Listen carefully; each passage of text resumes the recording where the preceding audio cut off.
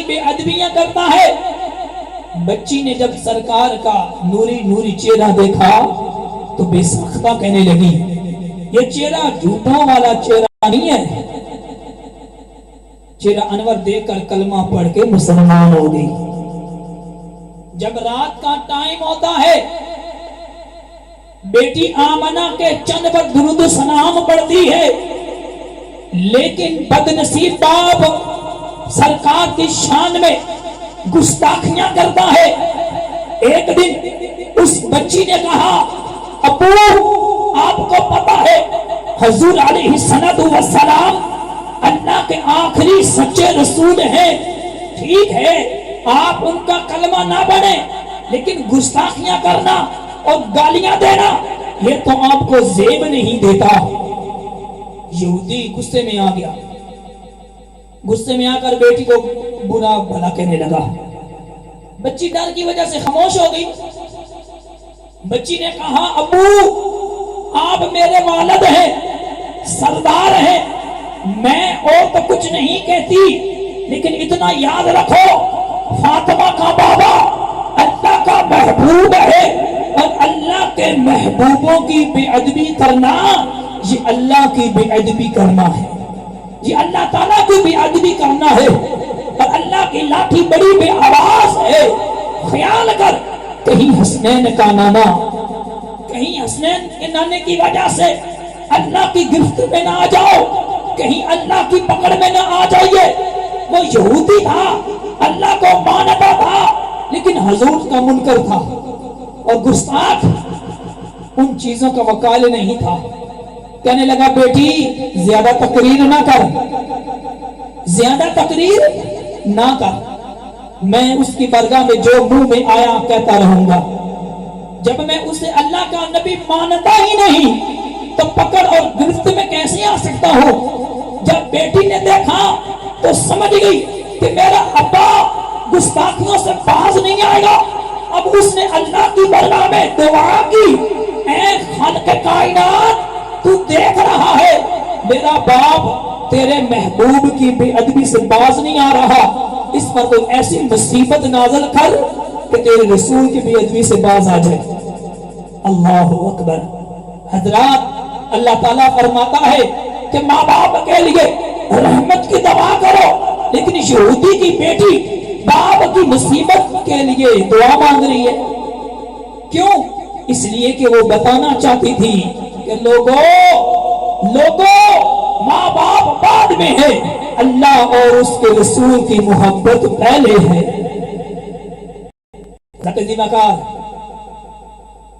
وہ بچی تھی نا، صرف اللہ کی برگاہ میں باپ کے لیے بد دعا کر سکی تو حضرت ذیمکار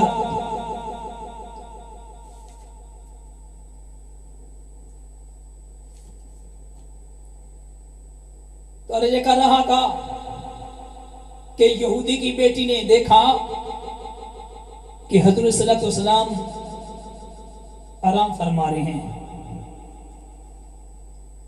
آرام فرما رہے ہیں، تو وہ بیٹی نے جب بد دعا کی نا تو اس یہودی کی اللہ تعالیٰ نے بینائی ختم کر دی، آنکھوں کا نور ختم کر دیا۔ خالق کائنات میرے باپ کو کسی ایسی مصیبت میں گرفتار کر دیا کیونکہ وہ بے ادبی کرتا تھا، بے ادبی کرتا تھا، گستاخیاں کرتا تھا۔ جب بچی نے عشق رسول میں ڈوب کر اللہ کی برگاہ میں دعا مانگی تو اللہ تعالیٰ نے بچی کی دعا اسی وقت قبول فرمائی۔ رات کو یہودی سویا، صبح اٹھی تو جب باپ اٹھا تو اندھا ہو چکا تھا، آنکھوں کا نور ختم ہو چکا تھا۔ صبح ہوئی تو اٹھا، اس کا باپ چیخنے چلانے لگا، چیخنے لگ گیا۔ بیٹی نے کہا ابو کیا ہو گیا ہے، روتا چیختا کیوں ہے؟ یہودی نے کہا بیٹی میری آنکھوں کا نور غائب ہو گیا ہے، میں نبینا ہو گیا ہوں، بیٹی میری آنکھیں درد سے پھٹ رہی ہیں۔ بچی کہنے لگی ابو میں کہتی تھی نا کہ اللہ تعالیٰ کے محبوبوں کی بے ادبی نہ کیا کر، نہ کیا کر، نہیں تو اللہ کی پکڑ میں آ جائے۔ یہودی رو کے کہنے لگا میں تڑپ رہا ہوں، تو تانے دے رہی ہے، جلدی کر کوئی حکیم بلا کر لا، کوئی طبیب بلا تاکہ مجھے آرام آ جائے، میرا درد ختم ہو جائے۔ مدینہ کے کئی حکیم آئے، کئی ڈاکٹر آئے، مگر کسی دوائی نے اثر نہ کیا۔ حضرات دوائیاں اثر کرتی بھی کیسے؟ وہ جسمانی بیماری تھی نہیں، وہ تو روحانی بیماری تھی۔ یہودی دن رات تڑپتا ہے، روتا ہے، جب وہ روتا ہے تو بچی بھی والد کی بیماری دیکھ کر رو پڑتی ہے۔ ایک دن بچی نے کہا ابو میں نے سنا ہے کہ مدینہ شریف میں ایک حکیم آیا ہے، ایک طبیب آیا، میں نے سنا ہے اللہ تعالیٰ نے اس کے ہاتھ میں بڑی شفا رکھی ہے، جو بھی بیمار جاتا ہے پہلی خوراک سے ہی وہ ٹھیک ہو جاتا ہے۔ بچی نے کہا ابو میں نے اس طبیب کی بڑی شہرت سنی ہے، اگر کہو تو آزما کر نہ دیکھ لے۔ یہودی نے کہا بیٹی اگر اتنا لائق حکیم ہے تو جلدی کرو میرے لیے دوائی لے آؤ۔ بچی اجازت لے کر ڈیرے سے چلی، مدینہ شریف پہنچی، سرکار کے آستانے پر پہنچی، کیا دیکھا فاطمہ کا پیارا بابا مزمل کی چادر تان کر دوپہر کے وقت کلالہ فرمائے، آرام فرمائے، سرکار آرام فرما رہے ہیں۔ سبحان اللہ، حضرت صلی اللہ علیہ وسلم کا نور چادر پاک سے اس طرح لاٹیں مار رہا تھا جیسے ہلکے بادل میں سے چاند چمکتا نظر آتا ہے۔ اب وہ بچی سوچنے لگی کیا کروں، جگاؤں یا نہ جگاؤں؟ اگر آمنہ کے چند کو جگاؤں تو سرکار کی کچی نیند میں فرق نہ آ جائے، سرکار بے آرام نہ آ جائے، اگر نہ جگاؤں تو باپ کو کیا جواب دوں گی؟ میں تو باپ سے وعدہ کر کے آئی تھی کہ حکیم سے دوائی لے کر آؤں گی۔ سرکار آرام فرما رہے ہیں، اب کیا کیا جائے؟ سرکار جاگتے ہوتے تو دعا کرا دی، اللہ کرم کرتا میری ابو کی آنکھیں ٹھیک ہو جاتی، یا کوئی وظیفہ بتاتے تو میں پڑھ کر پھونک دی، اللہ تعالیٰ کرم فرما دیتا۔ اب کروں کیا؟ کافی دیر سوچتی رہی، آخر جانے کا پروگرام بنا لیا، آخر جانے کا پروگرام بنا لیا۔ یہودی کی بیٹی نے دیکھا کہ حضرت صلی اللہ علیہ وسلم آرام فرمائے، جگایا نہیں کہیں بے ادبی نہ ہو جائے، دل میں سوچنے لگی اب کیا کروں؟ خیال آیا اگر خالی چلی گئی تو باپ کو کیا جواب دوں گی، کہیں ابو ناراض نہ ہو جائے۔ ابھی سوچ ہی رہی تھی کہ بچی کی نگاہ حضور کے مقدس جوڑے پر پڑی، اس نے حضرت صلی اللہ علیہ وسلم کا جوڑا اٹھایا۔ کون سا جوڑا؟ جس کے بارے میں مولانا حسن رضا خان فاضل بریلوی فرماتے ہیں سر پر رکھنے کو مل جائے اگر نالین پاک حضوری، پھر کہیں گے ہاں تاجدار ہم بھی ہیں۔ حضرت ذیوکار میرے دوستو، بچی نے سرکار کے جوڑے اٹھائے، ان کے تلموں پر جو مٹی لگی ہوئی تھی نا وہ کھرچ کے نا دوپٹے کے پلوں میں باندھ لی، چادر میں باندھ لی۔ وہ بچی حضور علیہ السلام کے قدموں کی خاک لے کر، جوتیوں کی خاک لے کر جب گھر پہنچی تو باپ نے کہا بیٹی حکیم صاحب ڈاکٹر صاحب سے ملاقات ہوئی ہے؟ عرض کی ابو جی ہو گئی ہے۔ اچھا بیٹا ڈاکٹر نے کیا کہا ہے؟ عرض کی ابو جی ڈاکٹر نے ایک دوائی دی ہے اور کہا ہے کہ پہلی سلائی سے اللہ تعالیٰ شفا دے گا، پہلی خوراک سے اللہ تعالیٰ شفا دے گا۔ یہودی حیران ہو کے کہنے لگا بیٹا اتنا قابل حکیم؟ عرض کی ابو جی لگتا تو ایسے ہی ہے۔ یہودی نے کہا یقین تو نہیں آتا۔ بچی نے کہا ابو اس میں پریشان ہونے والی کیا بات ہے، ابھی چیک کر لیتے ہیں، ابھی تجربہ کر لیتے ہیں۔ یہودی کہنے لگا اچھا پھر آنکھوں میں دوائی ڈال۔ بچی نے سرمے دانی سے سرمچو نکالا، اور سرکار کے قدموں سے لگنے والی مٹی سر مچھو پر لگا کر جب اندھے باپ کی آنکھوں میں ڈالا تو دان دن تارے نظر آ گئے، آنکھوں کا نور واپس آ گیا۔ بچی نے پھر سرکار کے قدموں سے لگنے والی مٹی سر مچھو پر لگائی، دوسری آنکھ میں لگائی، وہ بھی نور سے منور ہو گئی۔ حضرات دیکھو کیسا لجپال نبی ہمارا، کیسا خوبصورت اللہ نے نبی عطا فرمایا۔ زکدی میں کہا جب یہودی کی آنکھیں نور سے منور ہوئی نا تو ٹھیک ہوئی، تو یہودی بڑا خوش ہوا، ہاتھ اٹھا کر بیٹی کو دعائیں دینے لگا، پھر ڈاکٹر کو دعائیں دینے لگا۔ اللہ اس کو بنا کرے جس کے ہاتھ میں اللہ تعالیٰ نے اتنی شفا رکھی ہے کہ پہلی سلائی سے شفا، پھر کہنے لگا بیٹی یہ بڑا پیارا حکیم ہے، آج تک میں نے ایسا حکیم نہیں دیکھا جس کی پہلی خوراک سے اتنا نازک مریض ٹھیک ہو جائے۔ اچھا بیٹی یہ لائق اور برکتوں والا ڈاکٹر آیا کہاں سے ہے؟ عرض کی ابو جی سنا ہے مکہ پاک سے آیا ہے، مکہ پاک سے آیا ہے۔ اچھا بیٹی یہ ڈاکٹر مہنگا تو بڑا ہوگا، فیس کتنی لی ہے؟ عرض کی ابو جی دوائی کے کوئی پیسے نہیں، دوائی فی سبیل اللہ ہے۔ اچھا بیٹی پھر مجھے اس کا نام بھی بتاؤ اور اس کا کلینک بھی بتاؤ، میں اس کا شکر ادا کروں، میں بھی اس کا شکر ادا کروں۔ بچی نے کہا ابو تجھے نام پوچھنے کی کیا ضرورت ہے، تمہیں شفا چاہیے وہ تو مل گئی۔ یہودی کہنے لگا بیٹی ٹھیک ہے لیکن تم نام تو بتاؤ، تم نام کیوں نہیں بتاتی؟ بچی نے کہا ابو میں ڈرتی ہوں کہ تو ڈاکٹر کا نام سن کر اسے گالیاں نہ دینا شروع کر دے، بکواس کر دینا شروع کر دے۔ یہودی نے کہا بیٹی پاگل تو نہیں، بھلا میں ایسے بابرکت حکیم کو کیوں گالیاں دوں؟ بچی نے کہا ابو میں تیری فطرت سے واقف ہوں۔ یہودی نے کہا بیٹی فکر نہ کرو، میں گالیاں نہیں اس کا شکریہ ادا کروں گا۔ بچی نے کہا ابو اگر پوچھنا ہی چاہتے ہو تو سنو، یہ دوائی نہیں تھی بلکہ یہ اس نبی آخر زمان کے جوڑوں کی خاک تھی جس کی درگاہ میں تو دن رات گستاخیاں کرتا ہے۔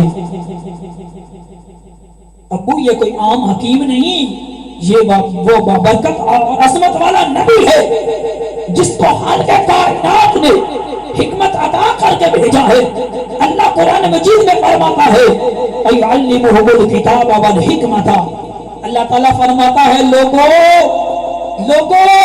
یہ میرا محبوب کوئی عام نبی نہیں بلکہ یہ وہ رسول ہے جو میری بارگاہ سے معلم اور حکیم بن کے آیا ہے، آگے علم اور حکمت عطا بھی کرتا ہے۔ ابو یہ وہ نبی ہے جس کی حکومت فرش سے لے کر عرش آسمان سے لے کر زمین تک جاری ساری ہے۔ فضاقتی میں کہا یہودی نے جب یہ بات سنی نا تو غصے میں آ گیا، اتنا غصے میں آ گیا، بیٹی کو کہنے لگا تیرا بیڑا غرق، تیرا ستیہ ناس، تو نے میرے ساتھ یہ زیادتی کیوں کی؟ بچی نے کہا ابو آپ یہ کیا کہہ رہے ہو، زیادتی تو نہیں مہربانی ہے، اللہ نے تجھے میرے نبی کے صدقے آنکھیں دے دی۔ یہودی نے کہا یہی تو پریشانی ہے، یہی تو پریشانی ہے، میں تو وسیلے کا قائل نہیں تھا، میں تو لوگوں سے کہتا تھا کہ جو کرتا ہے اللہ ہی کرتا ہے، یہ نبی ولی کچھ نہیں کر سکتے۔ میں تو یہودیوں سے کہتا تھا کہ معاذ اللہ یہ محمد صلی اللہ علیہ وسلم سچے نبی نہیں، یہ بے اختیار ہے، ان کے پاس کچھ نہیں، ان کے پاس نہ جانا، یہ کچھ نہیں دے سکتے۔ اب لوگ مجھے دیکھ کر کہیں گے ہمیں منع کرتا تھا، اب خود تکلیف ہوئی ہے تو نبی کے پاس دوڑے۔ بیٹی سن لے میں یہ آنکھیں خود نکال دیتا ہوں، مجھے اندھا رہنا برداشت ہے مگر نبی کے وسیلے کا اقرار نہیں کر سکتا۔ یہودی نے چھری اٹھائی اور دائیں آنکھ کا ڈیلا نکال کر باہر رکھ دیا، حضرات یہودی اپنے مذہب میں کتنا پکا تھا، آنکھیں نکال دی پھر مذہب نہیں چھوڑا. حضرت دی وقار تو یہودی نے چھری سے دائیں آنکھ نکال کر زمین پر رکھ دی. جب دوسری آنکھ نکالنے لگا تو اللہ تعالیٰ ایک قدرت سے پہلی آنکھ کا ڈیلا، پہلی آنکھ کا آنا اڑ کر آنکھ میں آ کر فٹ ہو گیا اور آنکھ بالکل صحیح سلامت ہو گئی. جب دوسری آنکھ کا ڈیلا نکال کر رکھا، پہلی آنکھ کا آنا پہلی کان نکالنے لگا تو اللہ تعالیٰ کی قدرت سے دوسری آنکھ بالکل ٹھیک ہو گئی. یہودی 3 بار آنکھیں نکالی، اللہ تعالیٰ کی قدرت سے تینوں بار آنکھیں ٹھیک ہو گئی. بچی نے کہا ابا اب یہ آنکھیں نہیں نکل سکتی. یہودی نے کہا وہ کیوں؟ بچی نے کہا ابو میرا نبی اتنا لجپال اور سخی ہے جو چیز دے کے واپس نہیں لیتا، جو چیز دے کے واپس نہیں لیتا. سبحان اللہ. جب یہودی چوتھی بار نکالنے لگا تو قدرت کی طرف سے آواز آئی وہ بدنصیبہ ہم نے تو یار کے قدموں سے لگنے والی مٹی کے صدقے سے تجھ کا جہنم کی آگ حرام کر دی ہے، مگر تو ہے کہ آنکھیں بھی نکال رہا ہے. جب یہ آواز آئی تو یہودی کے دل کی دنیا بدل گئی. یہودی نے جب قدرت کی آواز سنی تو چیخیں نکل گئی. بچی نے کہا ابو کیا بات ہے، روتا کیوں ہے؟ کہنے لگا بیٹی میں رو اس لیے نہ ہوں کہ جس نبی کی درگاہ میں بے ادبی کرتا رہا ہوں اللہ تعالیٰ نے اس نبی کے صدقے آنکھوں کا نور بھی عطا فرمایا اور جہنم سے آزادی دے کے جنت کا ٹکٹ بھی عطا فرمایا. بیٹی جلدی کر میرے گلے میں میرا امامہ ڈال کے مجھے مجرموں کی طرح گھسیٹ کے نبی کی درگاہ میں لے چل تاکہ پتہ چل جائے جو نبی کا گستاخ ہو اس کا یہی حال ہوتا ہے. بچی نے سنا تو خوشی کے آنسو آ گئے. چہرہ آسمان کی طرف کر کے رض کی مولا تیرا بے حساب مرتبہ شکر ہے کہ تو نے یار کی خاطر میرے ابو کو آنکھیں بھی عطا کر دی ہیں اور ایمان کا چراغ بھی روشن کر دیا ہے.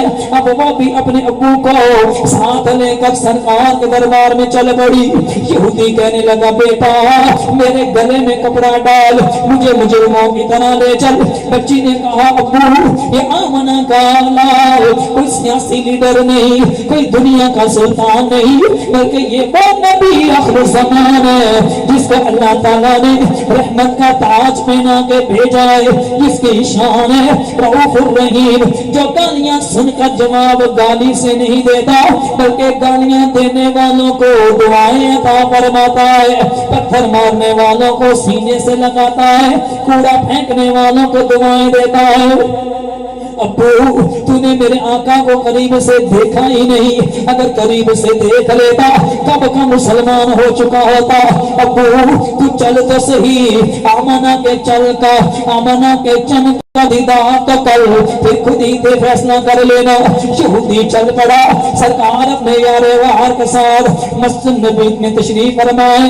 ادھر یہودی مسجد کے قریب پہنچا، ادھر صدیق اکبر نے رض کی سانیاں ذرا چہرہ بدعا اٹھاؤ، لگتا ہے گالیاں دینے والا یہودی ایمان کی خیرات لینے آ رہا ہے. ہم سرکار نے جب چہرہ اٹھایا تو یہودی کی نظر پڑی، چہرہ اٹھایا تو یہودی کی نظر پڑی تو اس کا وہیں کام ہو گیا. لگ گئی چوٹ محبت والی، لگ گئی چوٹ محبت والی، عشق نشے وچ آیا تن من دی رہی خبر نہ کائی ایسا عشق نے تیر چلایا. بچی نے کہا ابو کیا ہو گیا ہے؟ یہودی نے کہا بیٹی کیا بتاؤں. جب یہودی سرکار کے قریب ہوا تو میرا نبی اس کی محبت کی خاطر دل جوئی کی خاطر اٹھ کے کھڑا ہو گیا. ادھر آمنہ کا لال کھڑا ہوا، ادھر یہودی سرکار کے قدموں میں گر پڑا. یہودی کی بیٹی نے ہاتھ جوڑ لیے، عرض کی بابلاسی کارن بیٹی تے عرضاں پیش سنایا مجرم عاصی چور نہ مانا کہ میں بخشان آیا. کریم رحیم نبی نے یہودی کو سینے سے لگا کر کلمہ پڑھا کر جنت کا وارث بنا دیا. حضرات اس واقعہ کو غور سے سنیں, غور سے دھیان سے سنیں اور ایمانداری سے فیصلہ فرمائیں.